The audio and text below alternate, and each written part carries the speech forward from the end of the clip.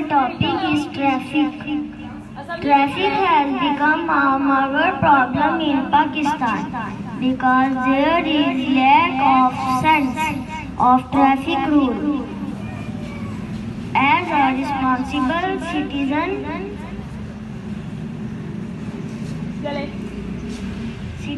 has our duty to follow traffic direction and signal. In big cities, traffic signal found in chokes, so every lane at their turn follow these signals and make no issue of traffic.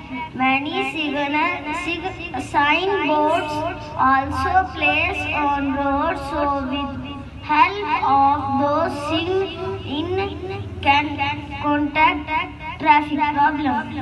Thank you.